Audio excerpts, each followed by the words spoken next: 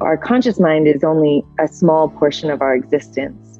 The subconscious mind, let's say, I mean, these aren't exact numbers, but let's say the conscious mind is 5% and the subconscious mind is 95%. Most people don't know how to go into the subconscious mind with awareness to be able to fish out things or to reprogram our beliefs, or to even become aware that a belief is there. And we all have beliefs. That's what existence is created out of. Every construct in existence, whether it is a system of authority or the way that you hold yourself in community, or how much you believe that you're worthy of something. Welcome to Are You Satisfied? A podcast that explores what a deeply satisfying and fulfilling life looks like and how to live it. I'm your host, Dr. Sarah Murphy, award-winning naturopathic doctor. Today's guest is my friend Jana Roemer, a dedicated yogi and astrologer. Jana trains people in the ancient practice of yoga nidra, as well as her own signature blend of astrology and yoga nidra called astro nidra.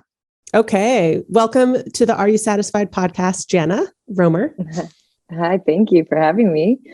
Yes, of course. So Jana Roemer, you are a yoga teacher and astrologer, and any other titles that I'm missing there?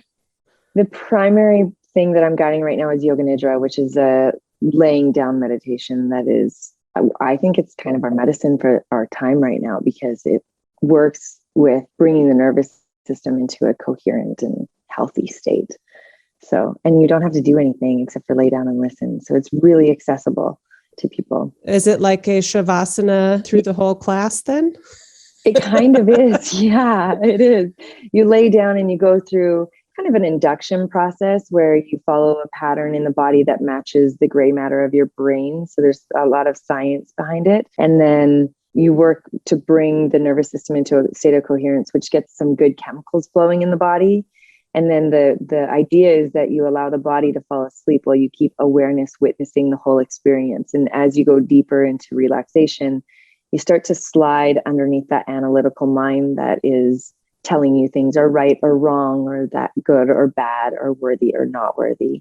And we go into the place underneath where all of our wisdom and all of our shadow lives, all intertwined together in this giant pool of subconsciousness.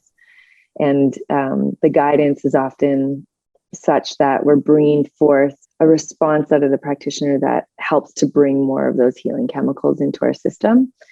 And then you get to do some visualization sometimes, or sometimes you just rest really deeply, or watch your breath, or really, it's nice. It's really soothing. It's so nice when the world is so crazy. I know your holistic health practices are ever evolving throughout life. How did you get into yoga nidra particularly? I became a mother. I mean, I had met the practice years previous to becoming a mother, but once I became a mother, I can't say that I've ever known exhaustion like that. And I had been a long time daily meditator. I think in the 8 years before I became a mother, I'd missed less than a dozen days. I was committed to a daily practice. And I just couldn't. You know, those advanced meditation techniques where you start bobbing your head and falling asleep. It was that, or I wasn't inspired to sit because I was just too tired or uninspired. And I remembered yoga nidra. And so when my firstborn, who's now 7, had his first nap when he was having 2 naps, I would just lay down and do one of the practices. And I noticed very quickly how much it was helping me, not only to not feel so exhausted, but to be present with him and to be present with life in general and all the challenges that early motherhood brings.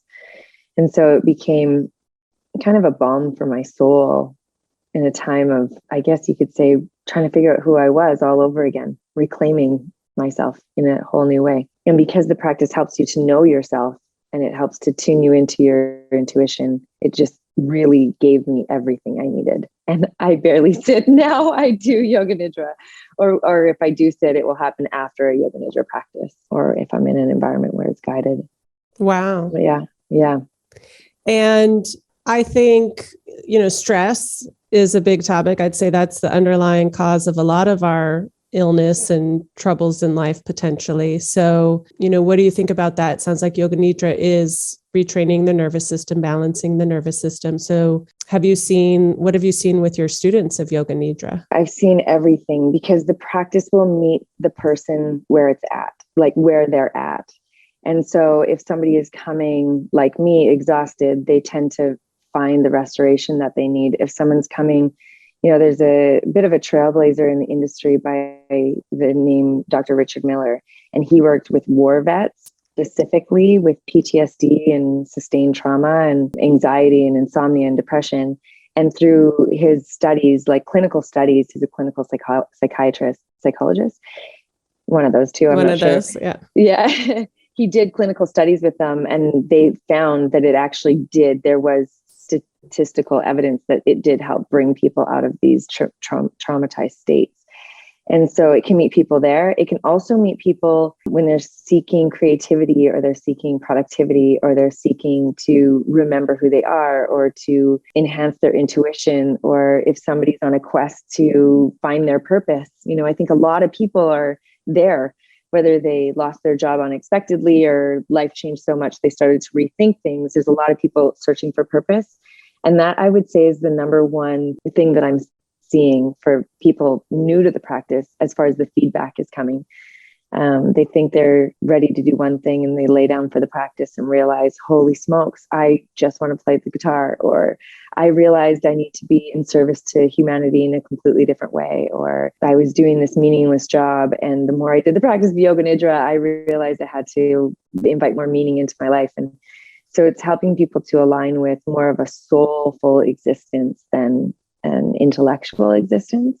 Yes, I love that. Mm-hmm. We talk about that on this podcast a lot in terms of how do we live a satisfied life. And it has come up that it's important to be in touch with who you are authentically and living from that soulful purpose versus what the outside world tells you to do. So it sounds like Yoga Nidra is a way, and we've talked about too, well, how do you tap in to that deeper voice within? Because sometimes that person can be hard to hear because there's a lot of outside noise. So it sounds like Yoga Nidra can be a way to communicate with your deeper self. It is. And that's, everybody says, oh, listen to your inner voice, but nobody gives instructions like on how to do that. Yeah. Like, okay. If it was that easy, I would have been doing that all along. I wouldn't be in this pile of anxiety if I knew how to listen to that. Yeah. But the practice of Yoga Nidra, really where it starts is when you take your senses, and instead of having them connected to the world outside of you, you invert your senses to the world inside of you. And sometimes in yoga philosophy, the Sanskrit word to describe that is the practice of pratyahara. And it's often translated just to withdraw your senses, but they forget to finish the sentence, which is to withdraw your senses from the external world and awaken them in the internal world. And the subconscious mind, our conscious mind is only a small portion of our existence. The subconscious mind, let's say, these aren't exact numbers, but let's say the conscious mind is 5% and the subconscious mind is 95%. Most people don't know how to go into the subconscious mind with awareness to be able to fish out things, or to reprogram our beliefs, or to even become aware that a belief is there. And we all have beliefs. That's what existence is created out of. Every construct in existence, whether it is a system of authority, or the way that you hold yourself in community, or how much you believe that you're worthy of something, it's all beliefs. Yet we don't even realize that we're swimming in a pool of beliefs. And that's one of the things that it really helps you with, is first of all, to recognize that the belief exists. And then there's tools inside the practice that you can actually go in and say, like, oh, I don't like this belief that says I doubt myself, or I question myself constantly. I want to create a new belief that says I can self-validate. I can recognize my worth, or the value that I'm bringing to the world. And as soon as you change that lens, your whole reality shape shifts. And within the practice of Yoga Nidra, because you're going so deep into a state that you don't typically visit. You spend your whole life going unconscious when you close your eyes at the end of the day. Right. And I think I just read that less than 1% of the population are lucid dreamers, but you could do similar work in lucid dreaming. Really? I thought there were more.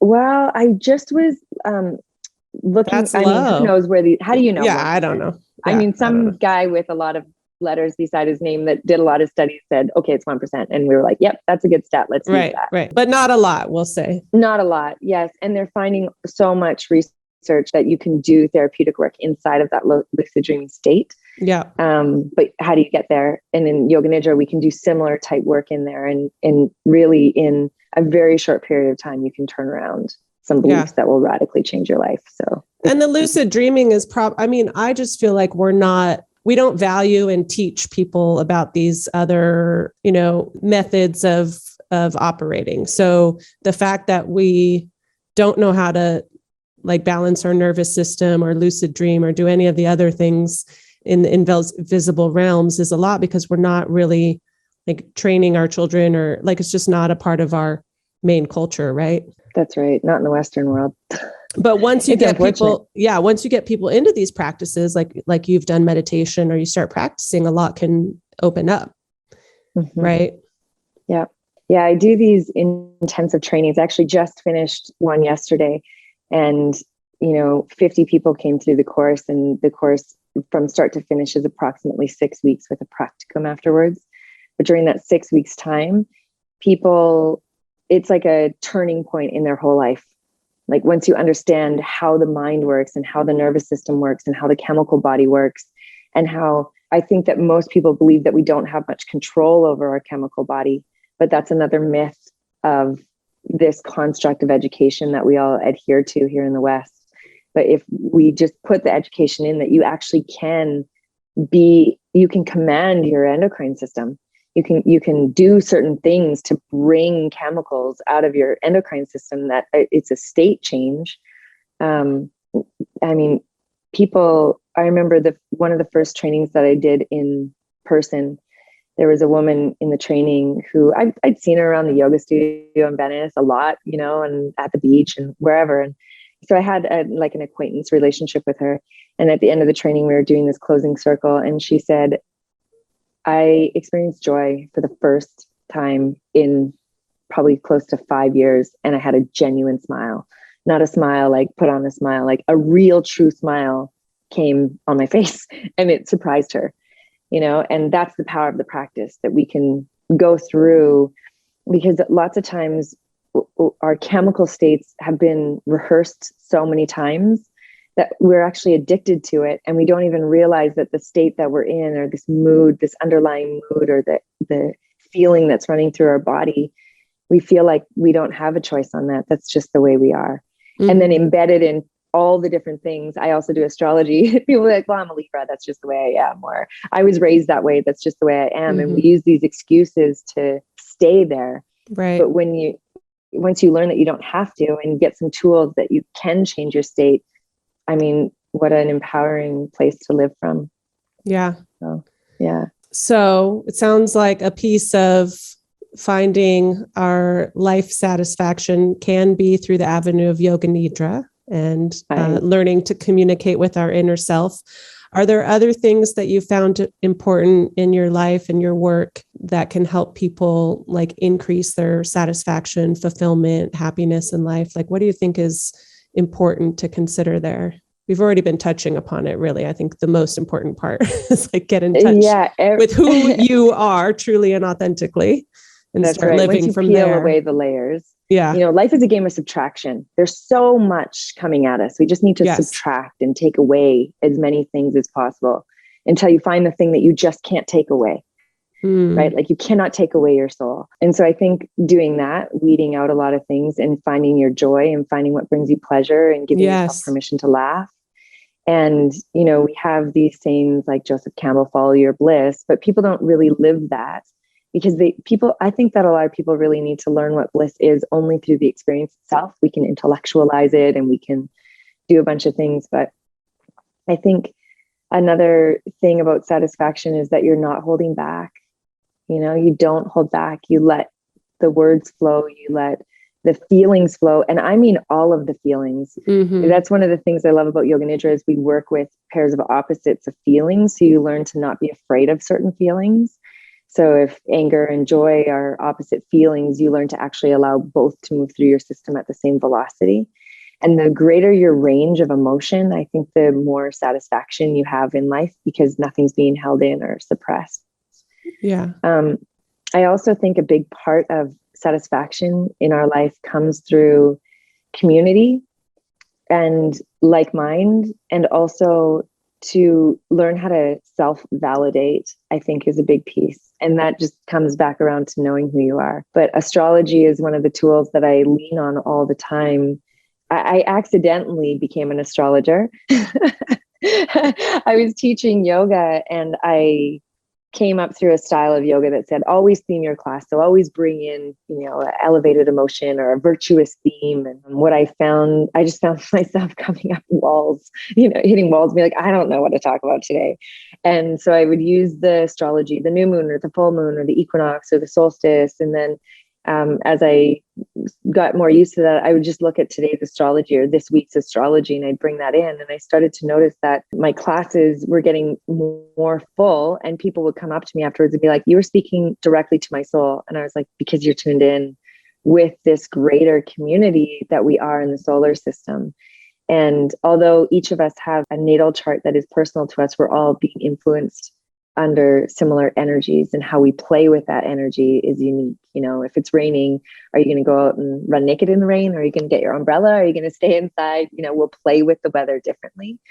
But I found that a lot of people, when I read their chart, like a natal chart, they'll say things like, you just gave me permission to be all the things I've always known I wanted to be, but the world told me that I couldn't. Yeah. And so that permission slip to be like, no, you're allowed to do X, Y, Z, and so that validation when somebody really sees you. And I think that's why community can be so important. And then living through what authentically feels true for you. Yeah.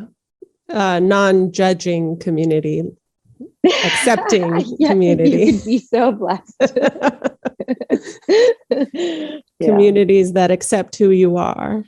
Mm-hmm. Mm-hmm. So it sounds like astrology can be another avenue to getting to know our unique soul and imprint and energetic expression in this world. Yeah, I think you could use any of these tools of reading. Personally, I find a lot of value in astrology. I love actually just breaking it down to the elements. If we look at what element is more dominant in a person's chart, if they're water, they tend to need more time on their own to process their experience and emote by themselves. If they're more earthy, they tend to have to build something out of it. Like, there's no time. I'm not going to process in my emotions. I'm just going to get to work and build something. Or somebody who has a lot of fire, they need to be physical about it, whether it's sexual or athletic or, just actually using their physicality. And then the air, people with dominant air in their chart, they need to talk about it. There's talkers. And then when we're with people, I've loved doing partnership readings where you look at the innate need in relationship, like the Venus in the chart and the desire in a relationship. And just to help people understand, the reason why your fights don't go well is because he actually needs a lot more time alone to process before he speaks to you. Otherwise, he says things that he doesn't mean because it's an emotion-filled reaction. And you're really fiery and you need something right away. So what if you two, instead of talking it out, jumped in the sack and remembered why you love each other and let it be that way? Because then he can be silent and you can be physical. And then after the dust settles from the bliss of that, then you can have a different kind of conversation because love has a chance to return to the relationship. And so looking at our disposition or our constitution to understand better how to communicate or how to learn or how to emote or what our needs are. And even in there is purpose. It's all written. Everything's in the astrology. You can find everything from babies to money. Yeah. Yeah. Well, I didn't cue you up for this, but I'm sure you have some things to say. What's the astrology look like for this time that we're going through right now, which is very intense? Give us a little snapshot of what the heck is going on in 2021, 2022, 2020 to now. Well, and moving forward, because something's happening. Yeah, it's a really deep conversation, and there's a lot of details and nuances. Yeah. But what I could shortcut it to say, we have cycles upon cycles upon cycles completing themselves and beginning again. And typically, like, we always have cycles ending and beginning, but these ones are very big and they are intense cycles and they are biblical stature. We have cycles repeating themselves from Nazi Germany, from the fall of Rome, from the time of Jesus. And those are all things that happen individually, but over about a 4-year period, kind of all of these major astrological cycles are resetting together in a 4-year time span. And then on top of that, America as a country is going through what's called a Pluto return. And a Pluto return is something that a human will never experience because it's only every 247 to about 250 years in time. So how old is America, right? Like, we're right upon this Pluto return. And Pluto as a planet it represents death, transformation, and rebirth, but it also helps us to understand our power. And I think the US is in a very interesting place right now, as from where we sit inside of, I'll say North America, because I'm in Canada now, but I was living in Venice Beach. We're from where we sit, it's kind of leading the directions on how to deal with what's happening. And also we're behind other countries that have taken the orders on how to manage it. And so it's a really unique position. It's an interesting position to be in. And then on top of that, the United States is very split as a country. And this tug of war between these two sides is actually so valuable in helping us slow down the decision-making process, and we can watch what's happening in other countries. And in that watching, there's so much to learn. And because it's in a cycle of death, transformation, and rebirth, America is rebirthing itself. And, I've been really amazed at watching, first of all, how many people are moving. And people are moving into different political states. And we're also watching people, like, the migration is significant. And I think there's a lot of people that are questioning their own understanding of what America is. And so you don't need to look at astrology to say, wow, America's going through a major transformation right now. Like, there is a death of sorts and a rebirth that's happening. And that's exactly what the astrology says. And so the peak dates of this are in February, July, and December of 2022. We also have, and I would say it's like a 3-year span, like a year and a half on either side of that. So the beginning of the pandemic. And then as we get through 2022, it'll continue to taper on until 2024, 2025, even 2026, before we start to see a lot of reprieve from the astrology. But there's some really interesting So we need stuff. to buckle up our seatbelts here, because we're just getting into this then. Well, I think if anybody, aside from those who feel like the end is near because of certain actions that have been taken, I think if we really step back and look at it, we can see that we haven't hit a peak point. We haven't hit a breaking point. And forget about a country. Look at your own life.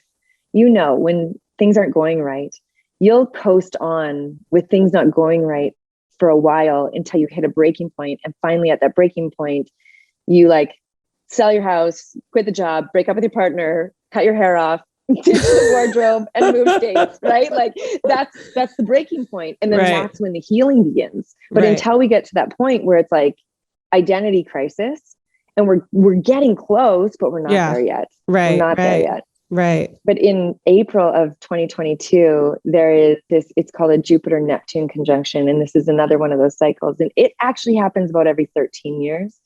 But it doesn't happen in symphony with all these other things. And it doesn't happen in Pisces, which both Jupiter and Neptune are very powerful in Pisces.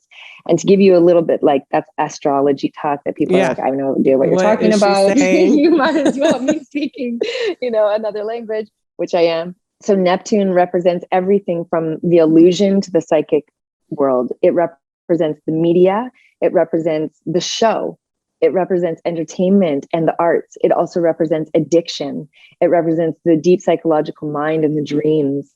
It represents the unseen world and how that turns into the seen world. And then Jupiter as a planet is the guru. It brings the highest teachings. And what Jupiter does is anything it gets close to, it expands. And so if we just look at, all those topics I just said, they're all topics that are kind of contentious in America, whether it's the media or addiction or like it rules, it rules all drugs. So plant medicines, pharmaceutical drugs, anything that we use as a drug, and that's all getting blown up. And I mean, you could go non-conspiracy theory, you could go just look out your front door at what's going on. Those topics are all kind of shaky right now. And so I think when Jupiter becomes conjunct, so they meet together in the sky and they reset the cycle in the sign of Pisces, which is the end game. Like if we look at the life cycle, Pisces is the elder that then dies and is rebirthed into Aries, the infant. And so we're kind of at this end game. And to me, it's like the work that I've done for myself over the pandemic has been to be as thinly attached to any particular story. Yeah.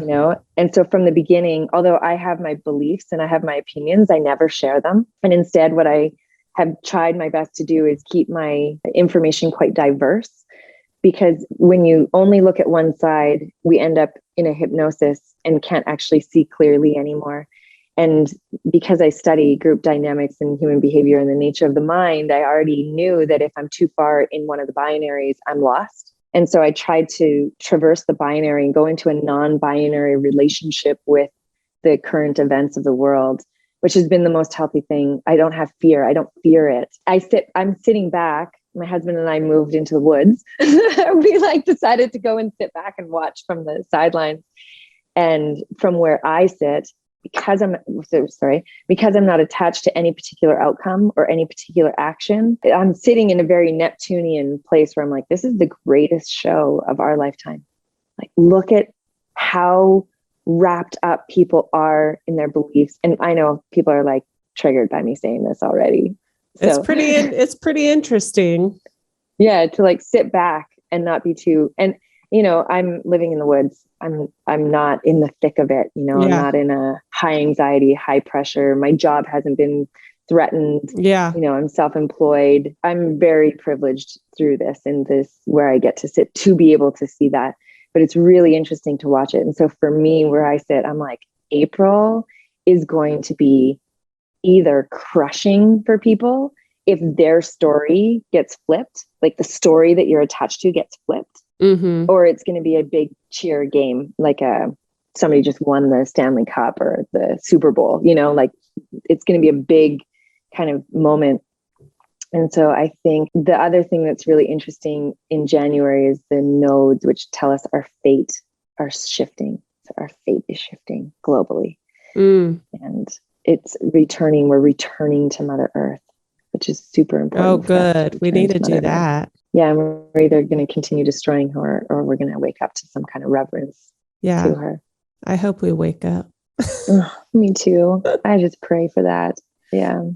So what would be you kind of alluded to what you've done, but not everybody can move to the woods, perhaps. So what would be what would be your advice to people in sitting within this astrological mayhem that's happening, or whatever you want to call it? It's intense. Like, what can people do to ride this wave right now of things that are happening? My biggest piece that I like to offer to this puzzle is to slow down. Yeah. Slow down and allow for spaciousness. And I think that we were living in this oxymoron at the beginning of the pandemic. There was all this talk of people are at home and they have nothing to do and life slowed down and we came to this screeching halt, but our nervous system's amped up. And so we were collectively in a trauma state where our nervous systems were dysregulated and we were unable to actually be still. Most people were unable to actually be still. And I think a lot of decisions were made from a dysregulated place. And now we're either attached to proving that the decision that we made is correct, or we're unpacking the decision that we made, or we're still trying to dig ourselves out, because I think I would be willing to wager a bet that anxiety and stress disorders are at an all-time high. Yeah. And so by slowing down and actually creating more spaciousness and doing less, intentionally doing less, so that you have more room to find yourself in the moment. Don't even worry about going and listen to somebody opposite of yourself. Just go find yourself without the inputs from whatever channel you're listening to. There's so many out there that people are tuned into. But the biggest shame or the biggest tool of degrading our mental health is the different algorithms on our devices that continually reinforce what we want to see, like further validate our beliefs, because that just drives us deeper and deeper into an actual illusion. And I just did a trip, and I went to a really deep red state and a really deep blue state and a swing state. And I observed, like I was sitting in more of the place of the observer, and I watched in these communities, through family, right? So you like walk into this family circle and it's like this, and we walk into this family circle and it's like this. And I have no agenda going into these circles. I just want to actually understand them. I went in to seek understanding, not to be understood. And what I noticed was that the beliefs of the different places were so strong that within that place, that belief was the right belief, right? Like it was validated and it was right, and it created a sense of belonging. And in the opposite state, the opposite political spectrum, they had the same belief and conviction and belonging and their understanding that what they were doing was right. And me, as somebody who's not attached to either, as I went into either one of them, I acquiesced into the custom and the way of that place. And I actually really appreciated observing how where I stood was what I first saw. So let's just talk about masks as an example, because in one of the states I was in, they don't wear masks, right? And when I was wearing a mask in that state, all I saw was people wearing masks. And then somebody's like, you don't have to wear your mask here. And I was like, okay, I'll try that. Take my mask off. And all I saw was people that weren't wearing masks. And then I go into the blue state and wearing my mask, and everybody's wearing masks. And I made a comment like, I'm just going to take off my mask and see what happens. And I got jumped on like, no, you would never. That's so rude, And so my subconscious mind filtered for the belief that I held what the action that I was taking in that moment. So where I took it off, before I took it off, all I saw was people with masks. When I took it off, all I see was people not wearing masks. The outer world didn't change, but the inner world changed, which then I got a different glimpse of the outer world. And so if we can remember that, like, I don't think that where people sit in their belief is actually with the intent to cause harm, which is the story that we other the person with. I think that each of the sides have heart and a genuine desire to do the right thing. We're getting a different information though. Yes. And with that different information, it's creating a different belief, and it's creating a different environment through which you can thrive. And in the little community that I'm in here, it's like, really split. And if I go in one grocery store, I behave one way. And if I go in another grocery store, I behave a different way, because that's the community of that store. And so it's like, sure, we could look at it from a blue state or a red state, but there's inside of communities, it's all here too. And either side, both sides are scared, and both sides are living and driven by fear, and both sides want the pandemic to be over, and both sides don't want people to suffer, and both sides like love, right? It's just how we define all of those things looks different. And then that's what causes the rift. And so if you can pull yourself out of whatever gutter you're in, and I'm saying a gutter because I don't care what side you're on, you're in a gutter if you're sitting in one side of the binary. And it might sound like really difficult and triggering and even wrong, because the way that the algorithm is giving you this repeating message, that's how we program the subconscious mind. And so if you can pull yourself out long enough to get another message to interrupt the repetition that shows you another possibility, that's the entry point of compassion. And not only compassion for the other, but also compassion for yourself that lets your nervous system like chill out a little bit and lets you breathe a bit better and lets you not be bombarded by the chemicals of stress and actually give yourself a moment to find pleasure and to find joy, because we are living in this, from a yogic perspective, what do they say? The human existence is an existence of illusion. And so we are living in this illusion that's co-created by the beliefs that we hold. And so if you can just I just feel like, when the ocean pulls back and the beach is exposed, that's what we want to do with our nervous system. We just want to pull back and just let yourself feel a little bit exposed and a little bit vulnerable for a moment long enough to be able to see the horizon, that the horizon is actually the same. It's hard because one of our core psychological needs is the need to belong. And the second you pull your foot out of the ocean of the belonging that you've identified with so hard, so specifically or so hard, the moment you pull that foot out of that stream, you're already bombarded with your own rejection, let alone anybody in your belonging circle, like the circle of your belonging. And so it's very brave, it's very bold to do it, but it is so healing to do. It's so healing. So yeah, the astrology says, watch out, your heroes might become your enemies and your enemies might become your heroes. It's such an interesting little piece of the astrology. And I saw this flip of the script happening in 2022. I saw that and I was like, wow, okay, so where am I stuck?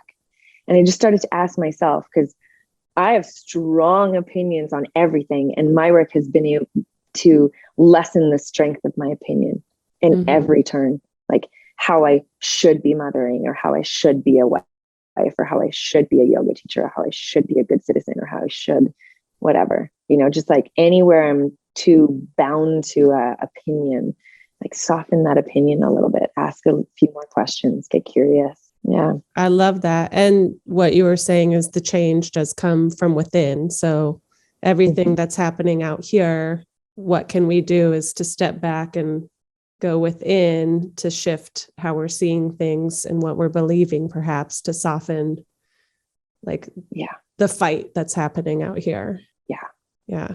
I did this retreat, and the woman who led the retreat, she said, for the first 2 days, all we're going to focus on is what do you need to reconcile within yourself? Forget about the world.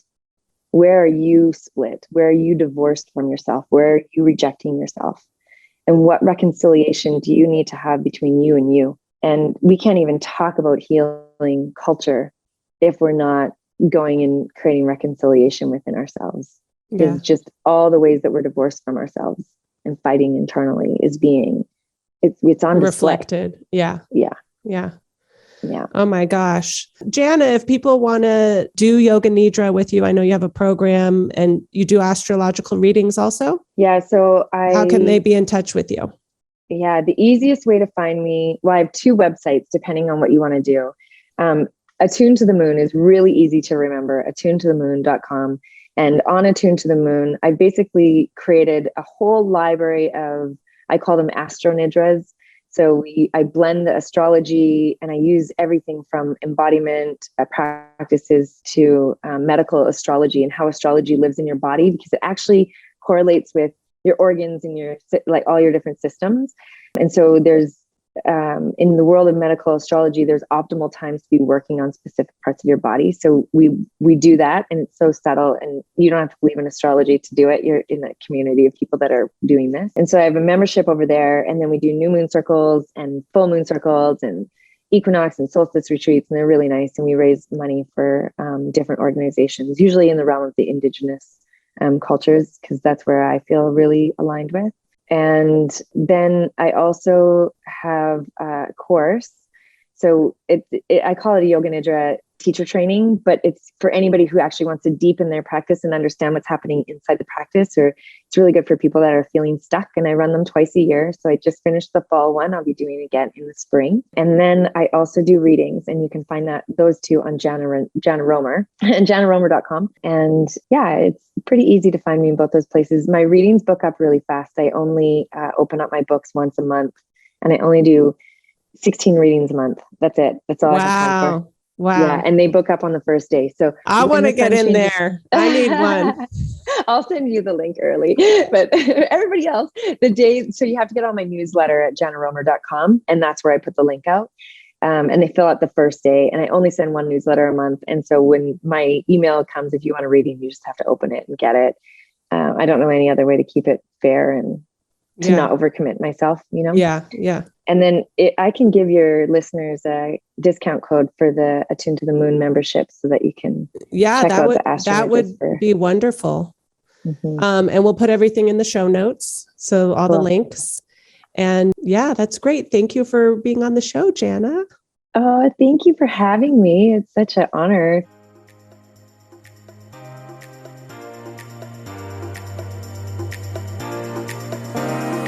Thanks for listening to the Are You Satisfied podcast. Links for any mentions from this episode are available in the show notes. If you'd like to connect with me, go to drsarahmurphy.com. That's drsarahmurphy.com. Also, don't forget to subscribe to this podcast. Definitely tell all your friends about it and leave a review. See you next week.